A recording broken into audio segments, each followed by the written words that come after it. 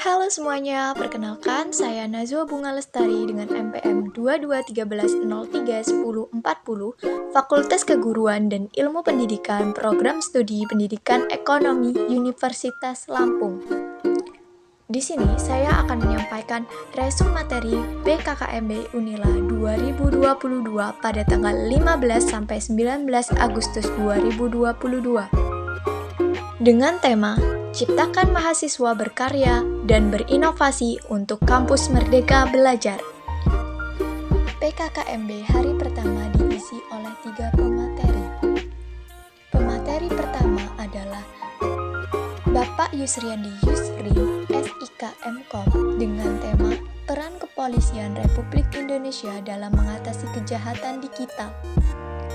ITE merupakan satu atau sekumpulan data elektronik tetapi tidak terbatas pada tulisan, suara, gambar, peta, rancangan, foto, elektronik data emergence atau EDI, surat elektronik, telegram, teleteks, telekopi atau sejenisnya, huruf, tanda, angka, kode, akses, atau simbol yang memiliki arti atau dapat dipahami oleh orang yang mampu memahaminya. UU ITE juga memuat pasal-pasal mengenai perbuatan yang dilarang dan ketentuan pidana. Perbuatan yang dilarang termuat dalam pasal 27 sampai 37, sedangkan ketentuan pidana pada pasal 42 sampai 52.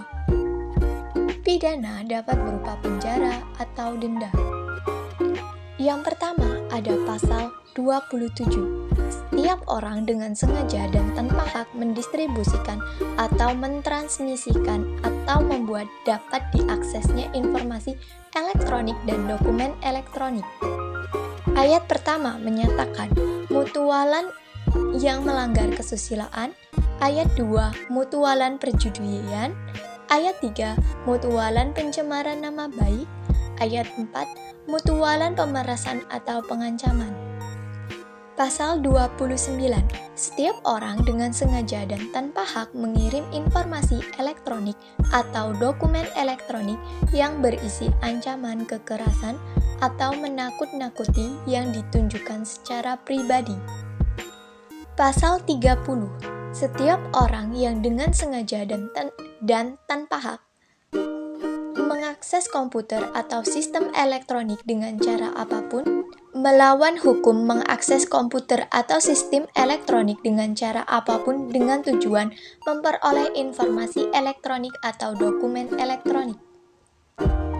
Melawan hukum mengakses komputer atau sistem elektronik dengan cara apapun dengan melanggar, menerobos, melampaui, menjebol sistem pengamanan.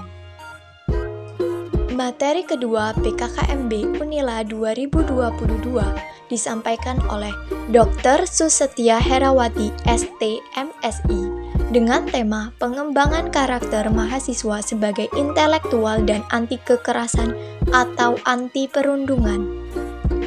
Dr. Susetya Herawati menjelaskan bahwasanya bullying adalah segala bentuk penindasan atau kekerasan baik fisik, non-fisik, verbal, dan non-verbal yang membuat kita tidak nyaman.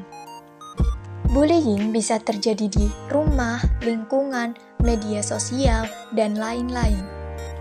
Kemudian pemateri kedua juga menyampaikan tanggung jawab generasi muda. Selanjutnya, pemateri pada hari ini adalah Profesor Dr. Kiai Haji Said Akil Siroj, MA, dengan tema Perkembangan Karakter Mahasiswa dalam Perspektif Agama. Beliau menyampaikan bahwasanya umat Islam Nusantara memiliki prinsip-prinsip yang kokoh dan sudah menjadi ciri khas. Perbedaan masyarakat Arab dan Nusantara adalah masyarakat Arab tidak mempunyai infrastruktur dan struktur sosial yang jelas. Ormas merupakan salah satu kekuatan yang dimiliki oleh masyarakat Nusantara. Hari kedua PKKMB diisi oleh 4 pemateri. Pemateri yang pertama adalah Profesor Dr. Heryandi SH MSI dengan tema Merdeka Belajar Kampus Merdeka. Beliau menyampaikan Visi Indonesia tahun 2045, Pilar Visi Indonesia, tantangan yang dihadapi, indikator profil pelajar Pancasila, dasar hukum Merdeka Belajar, serta tujuan Merdeka Belajar. Selanjutnya, pemateri kedua adalah Profesor Dr. Asep Sukohar dengan tema Kesadaran Lingkungan Hidup, Manajemen Resiko, dan Kampus Sehat. Lingkungan hidup berupa alam menjadi sumber pemenuhan kebutuhan hidup manusia, yaitu ketersediaan air, udara, makanan, obat-obatan, dan lain-lainnya. Lingkungan hidup mempunyai permasalahannya. Ada 3 permasalahan lingkungan hidup, yaitu lingkungan alam, lingkungan buatan, lingkungan sosial. Pengelolaan lingkungan hidup terdiri dari reuse, reduce, dan recycle. Kampus Sehat Unila merupakan gerakan untuk hidup sehat pada tatanan perguruan tinggi, dan gerakan ini menjadi cikal bakal aktivitas kampus siaga COVID-19. Terdapat 6 upaya kampus sehat Unila. Yang pertama, Zero Tolerance Area, 2. No Smoking, 3. Pengelolaan sampah TPST, 4. Parkir terpadu, 5. Pengelolaan sumber air, 6. Arboretum dan anggrek. Profesor Dr. Asep Sukohar juga menjelaskan tentang manajemen resiko dan alasan kenapa adanya manajemen resiko. Dilanjutkan oleh pemateri ketiga, yaitu Profesor Dr. Yulianto M.Kes dengan tema Etika dan Norma Kehidupan Kampus.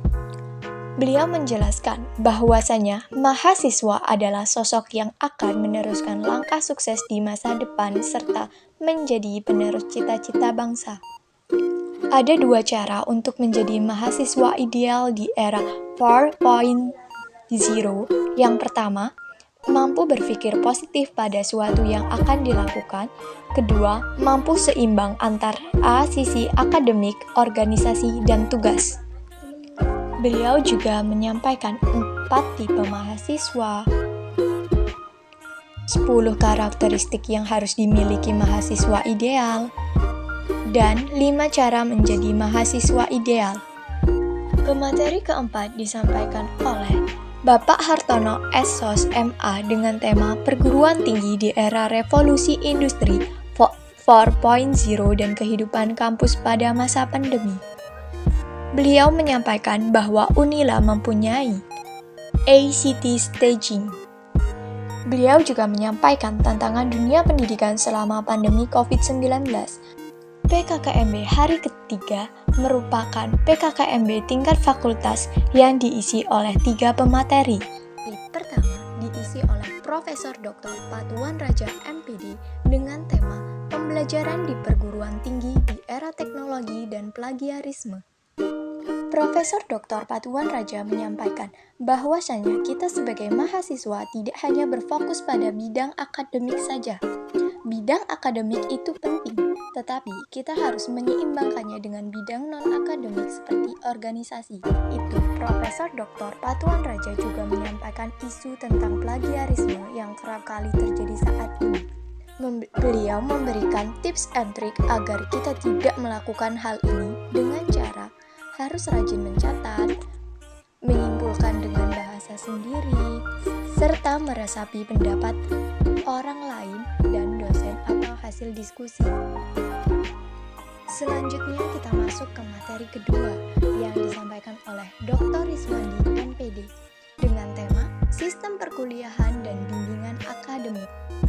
Beliau menyampaikan perihal analisis mahasiswa, literasi baru menghadapi era revolusi industri, pengembangan iptek dan inovasi, winning karakteristik, kuliah menggunakan sistem kredit semester, tujuan sistem kredit semester, beban studi, serta IP dan IPK. Kemudian, untuk materi ketiga disampaikan oleh Dr. Andes Supriyadi MPD dengan tema Fasilitas-Fasilitas Keguruan dan Ilmu Pendidikan. FKIP sendiri memiliki banyak sekali fasilitas untuk kegiatan belajar dan mengajar agar efektif dan efisien. Untuk materi terakhir ini disampaikan oleh Dr. Rizwanti Rini, MPD, dengan tema Tugas Pokok Bagian Kemahasiswaan dan Alumni. Adapun tugas-tugas bagian kemahasiswaan dan alumni diantaranya melaksanakan layanan pembinaan minat, bakat, dan penalaran mahasiswa, pelaksanaan layanan administrasi kegiatan kemahasiswaan, pelaksanaan layanan kesejahteraan mahasiswa, pelaksanaan fasilitas kegiatan lembaga kemahasiswaan, dan pelaksanaan pengelolaan data dan informasi kemahasiswaan dan alumni. PKKMB hari keempat merupakan PKKMB tingkat program studi. Di sini kita diperkenalkan perihal akreditasi, kaprodi dari masa ke masa, visi misi, tujuan, sasaran, PSPE, kemudian standar kompetensi lulusan program studi, kurikulum S1 program studi pendidikan ekonomi, sabaran mata kuliah per semester K 2020, program Merdeka Belajar Kampus Merdeka, syarat mengikuti MBKM, penyelenggaraan pendidikan, syarat mengikuti perkuliahan penilaian proses dan hasil belajar, pengenalan lapangan persekolahan, dan skripsi. Itulah materi-materi yang saya dapatkan dari PKKMB tingkat universitas tanggal 15-19 Agustus 2022. Terima kasih sudah mendengar penjelasan saya dan sampai jumpa lagi.